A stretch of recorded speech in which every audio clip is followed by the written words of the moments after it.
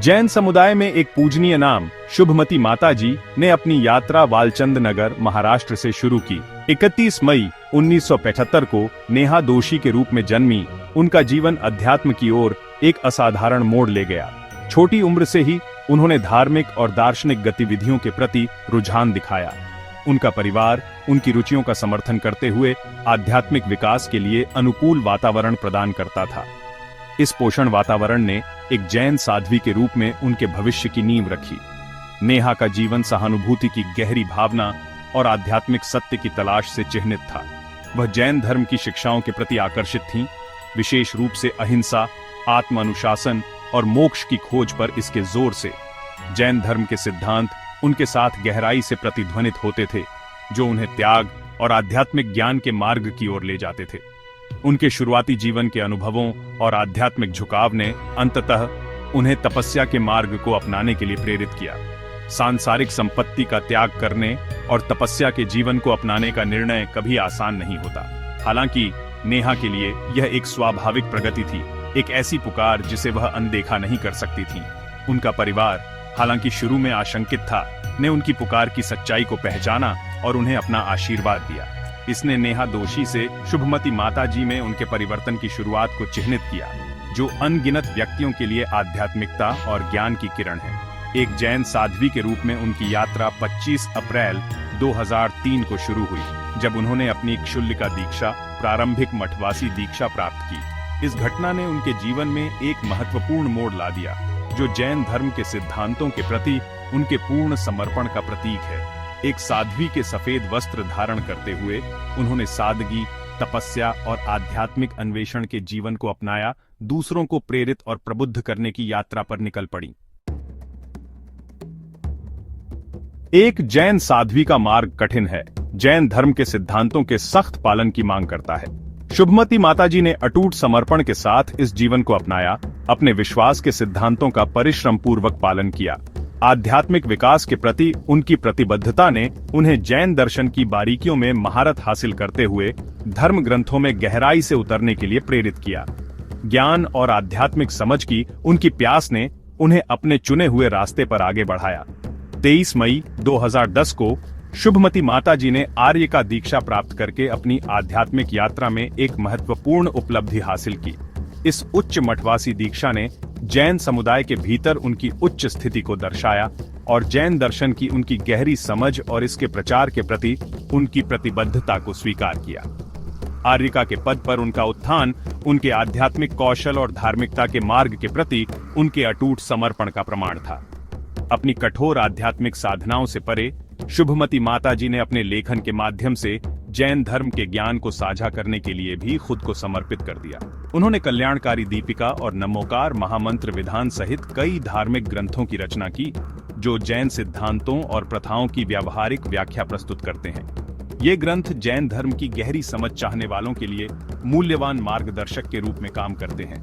उनके लेखन धर्म ग्रंथों की उनकी गहरी समझ और जटिल आध्यात्मिक अवधारणाओं को स्पष्ट और सुलभ तरीके से व्यक्त करने की उनकी क्षमता को दर्शाते हैं। जैन साहित्य में उनके योगदान ने उन्हें विद्वानों और भक्तों से समान रूप से मान्यता और प्रशंसा दिलाई। उन्हें प्रज्ञाश्रमणी, आर्यका रत्न, गणिनी और जिन धर्म प्रभाविका सहित कई उपाधियों से सम्मानित किया गया। ये उपाधियां उनकी विद्वता, आध्यात्मिक ज्ञान और जैन धर्म के संदेश को दूर दूर तक फैलाने के उनके अथक प्रयासों का प्रमाण है। प्रत्येक उपाधि उनके व्यक्तित्व के एक अलग पहलू और जैन समुदाय में उनके योगदान को दर्शाती है। जैन धर्म के संदेश को फैलाने के प्रति शुभमती माताजी की प्रतिबद्धता मंदिरों और धर्म ग्रंथों की सीमाओं से परे फैली हुई थी। उन्होंने वैश्विक समुदाय तक पहुंचने और जैन धर्म में निहित सार्वभौमिक मूल्यों को साझा करने के महत्व को पहचाना।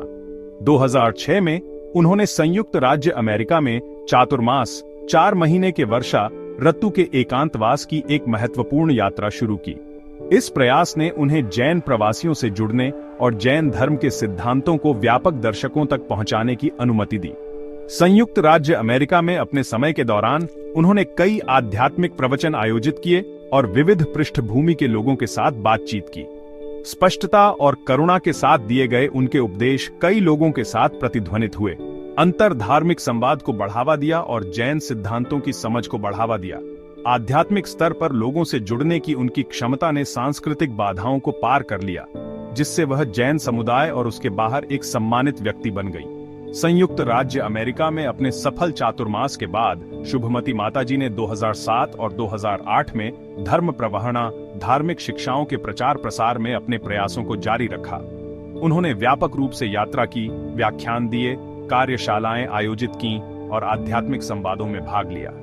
जैन धर्म के ज्ञान को साझा करने के प्रति उनका समर्पण असीम था और उन्होंने लोगों को अधिक सार्थक और नैतिक जीवन जीने के लिए प्रेरित करने के लिए अथक परिश्रम किया। धर्म प्रवहणा में उनके प्रयास जैन धर्म और समकालीन दुनिया में इसकी प्रासंगिकता के बारे में जागरूकता बढ़ाने में महत्वपूर्ण भूमिका निभाते थे। उन्होंने न केवल कर्म में बल्कि विचार और वाणी में भी अहिंसा के महत्व पर जोर दिया और सभी जीवित प्राणियों की परस्पर संबद्धता पर प्रकाश डाला। उनकी शिक्षाओं ने अनगिनत व्यक्तियों को जीवन के प्रति अधिक दयालु और सचेत दृष्टिकोण अपनाने के लिए प्रेरित किया। अपनी आध्यात्मिक यात्रा में एक महत्वपूर्ण विकास में शुभमती मातमारोह ने तपस्वी जीवन के प्रति उनकी प्रतिबद्धता को और गहरा कर दिया और उनके आध्यात्मिक विकास को दर्शाया। ये आध्यात्मिक मुक्ति के प्रति उनके अटूट प्रयास और दूसरों को धार्मिकता के मार्ग पर ले जाने के प्रति उनके समर्पण का प्रमाण था। उनकी आध्यात्मिक यात्रा उन्हें सम्मेद शिखर जी तक ले गई, जो जैनियों के लिए अत्यधिक धार्मिक महत्व का स्थल है। सभी जैन तीर्थ स्थलों में सबसे पवित्र माना जाता है। ऐसा माना जाता है कि यह वह स्थान है जहां 24 जैन तीर्थंकरों में से 20 ने मोक्ष प्राप्त किया था। इस पवित्र स्थल पर शुभमती माताजी की उपस्थिति अनगिनत भक्तों के लिए प्रेरणा का स्रोत है, जो आध्यात्मिक सांत्वना और मार्गदर्शन की तलाश में आते हैं। वर्तमान में शुभमती माताजी सम्मेद शिखर जी में रहती हैं। अपना समय आध्यात्मिक साधनाओं, स्वाध्याय और दूसरों का मार्गदर्शन करने के लिए समर्पित करती है। वह अपनी सरल लेकिन गहन शिक्षाओं से लोगों को प्रेरित करती रहती है। आंतरिक शांति, करुणा और आत्म साक्षात्कार के महत्व पर जोर देती है। उनका जीवन विश्वास की परिवर्तनकारी शक्ति और जैन धर्म की स्थायी विरासत का प्रमाण है। सम्मेद शिखर जी में उनकी उपस्थिति आध्यात्मिक सांत्वना और मार्गदर्शन चाहने वाले अनगिनत व्यक्तियों के लिए आशा और प्रेरणा की किरण के रूप में कार्य करती है। उनका जीवन और शिक्षाएं अधिक करुणामय और पूर्ण अस्तित्व की ओर मार्ग को रोशन करती रहती हैं। हमें विश्वास की परिवर्तनकारी शक्ति और जैन धर्म की स्थायी विरासत की याद दिलाती हैं।